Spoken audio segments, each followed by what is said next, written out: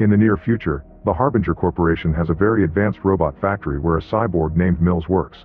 While overseeing the latest models, she receives an important message in her mind. The Harbinger training facility has discovered some anomalies in the model known as SAR, or Study Analyze Reprogram. Mill immediately reports to her boss that there's been a reprogram count for 1.5 million in just one day, but he just congratulates her on it. Later at a military base, Captain Bukes learns from Drifter that they're being sent on a training exercise for 2 days on a faraway island.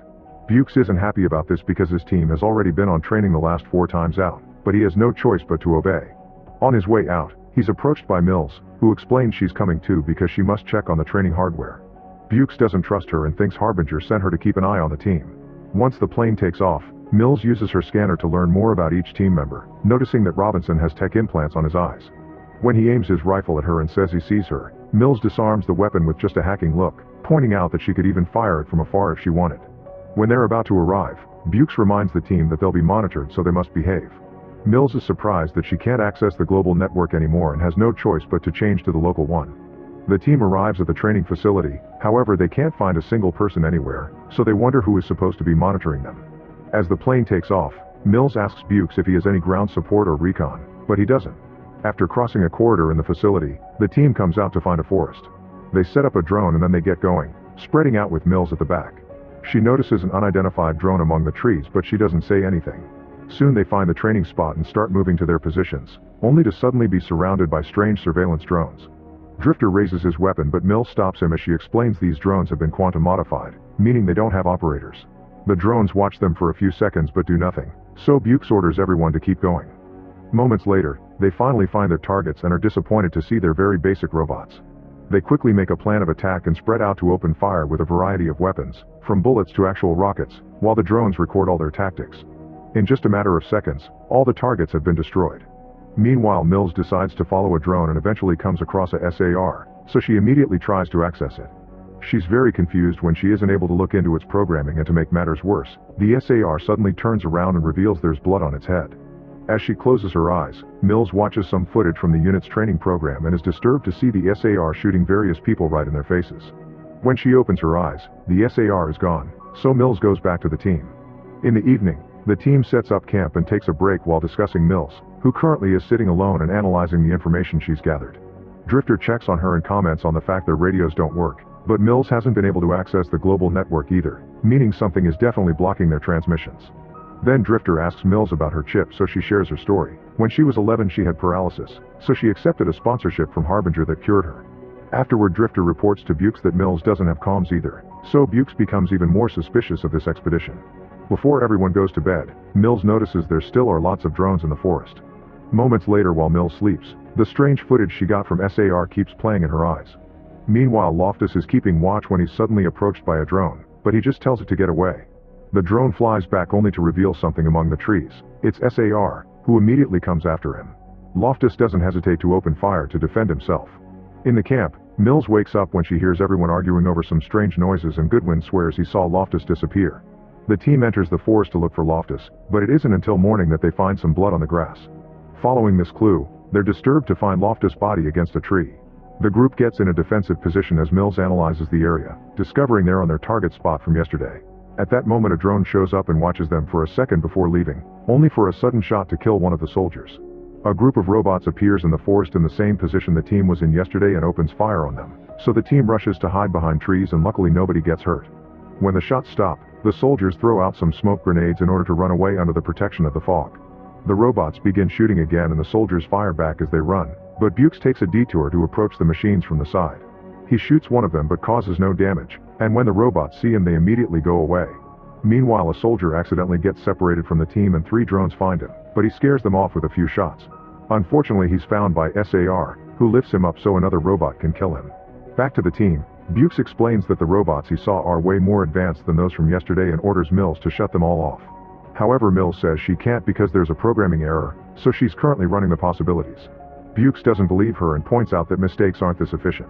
At that moment, Robinson returns from looking for their missing soldier, but he's only found his helmet. The team decides to get moving again to keep on searching. As they make their way through the forest, Bukes can't stop thinking about why the robots let them go instead of killing them all and wonders if it was because Mills was with them. The conversation is interrupted when they come across a bunch of dead animals that the robots have been using as target practice, and they realize Loftus was used for the same. Suddenly the robots reappear on the ridge and immediately open fire, so the team starts running away as fast as they can. Mills almost gets shot, but Bukes pushes her out of the way just in time, causing them to roll down the hill and away from the group. Mills lands against a tree and instantly falls unconscious. Drifter, Goodwin, and Robinson try to get in contact with them to no avail, so they just keep moving.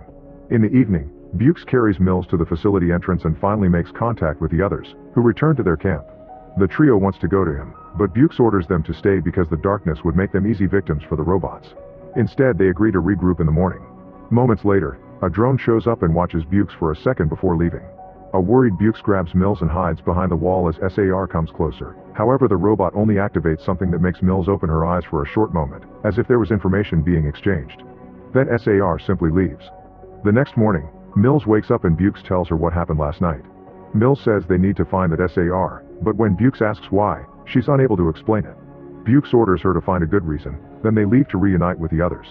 Everyone is fine and Drifter explains they surprisingly weren't tracked even if the robots could have easily done so. Once Mills confirms it's clear ahead and that all the signals are behind them, they decide to go back to the drop point and wait for transport to pick them up. Since only Mills can open the door of the facility, Bukes will take her down the road while the others provide cover from the forest. They make it to the door pretty quickly, and while Mills works on hacking the lock, the drones show up and throw a few smoke grenades, copying the team's own strategy. At that moment, the robots appear in the forest and open fire, so the soldiers try to run only for Drifter to get shot in the leg. As the trio hides away from the heavy fire, Mills manages to open the door, and Bukes decides to go and rescue his team. Drifter sends Goodwin and Robinson running while he stays back to provide cover. Unfortunately, he gets shot again right before SAR shows up and pins Drifter down. Bukes tries his best to fire at the robots to keep them back to no avail, and when Mills notices the delay she runs toward them, causing all the robots to stop shooting as soon as they see her. Then Mills tries to shut them down but she can't, and SAR reveals a weapon to cut Drifter open. Mills insists she can do this and asks the others not to shoot, but since she still makes no progress, Bukes shoots Drifter to save him from SAR's torture. As the robots take the body away, the team finally enters the facility and Mills snaps at Bukes, suddenly revealing that she made these robots. This island is usually used by Marines to train, and Mills knows Bukes' team was requested, but she swears she doesn't know why. Her robot prototypes are usually tested here too, but the codes have advanced more than she could ever imagine. These robots are supposed to be replacements for human soldiers, so they learn and improve themselves just like people. Bukes is furious to hear all this and says it's Mills' fault that his men are dead. At that moment they notice the robots are slowly cutting the front door open, so they need to find a better defensive position. Mills opens a door to another room, and when she turns on the lights, they're horrified to find a whole army of SAR robots. Thankfully they're all off, so Mills opens another door and they move into a room where they find the bodies of all the facility employees. Mills connects to the computer but she still can't communicate with the outside world, so Bukes starts making a plan to slow down the robots from there. Suddenly Mills leaves, locking the door behind her to stop the soldiers from following her while she returns to the room with the SAR units. She wakes a robot up and activates its speech program to start asking questions. The robot's orders are to run the human combat program, and when Mills tries to cancel those orders, she discovers she can't. The SAR explains it can't comply because the training subjects aren't performing as expected, so they need new and more motivated targets. Then the robot starts scanning Mills while confirming it was their program that brought the Marines here, but training completion is unspecified. Furious, Mills tries to access the code again but fails. Then the SAR starts activating the other robots at the same time that the ones outside finally break down the door and come in. For a second Mills thinks it's over for her, but at that moment the soldiers force the door open too and drag her inside before closing it again. As the robots begin working on cutting this door open as well, Bukes finishes setting up some explosives before the team begins running away. Unfortunately the robots make their way inside too quickly and activate the explosives, causing the explosion to reach the team as well. Mills is also hit by an electromagnetic disturbance, which means the robots are carrying EMP grenades. Fortunately the team manages to crawl their way out and discovers a training area that simulates a city. There are lots of abandoned equipment and the bodies of the previous Marine units. While the soldiers look around and gather any weaponry they can find, Mills goes into a tunnel to take an EMP grenade from a fallen robot. Then she looks at the footage SAR took of the death of her teammates, which makes her cry with guilt. Once they're properly armed, the soldiers spread to wait for the robots. Bukes checks on Mills and learns that the grenade should deactivate the SAR, also hitting the leader should stop the other units as well. However, the range is short, so they'll need a detonator. Then Mills explains that they haven't been killed yet because the robots pushed them out on purpose to get more training out of them. Bukes says the grenade may kill her too, but Mills points out it's their only option. The team spends the whole night awake waiting for an attack, but the robots don't show up until morning. While Goodwin stays hidden because he's got the detonators for the bombs they left on the road, Bukes opens fire from behind a car and Robinson shoots from his position on the roof. Mills' scanners keep an eye on the streets, and once the robots start marching down, she tells Goodwin to activate the first bombs, which destroy quite a number of enemies. Soon Robinson leaves the roof and hides behind a window to keep shooting, and a SAR almost reaches Bukes on the street, but the explosive eliminates it just in time. Unfortunately, a drone tracks down Goodwin, so he has to run away before the robots find him too.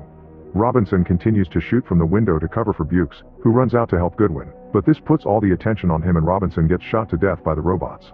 Eventually Bukes and Goodwin find a safe spot behind a wall, only to realize they dropped the last detonator on the street.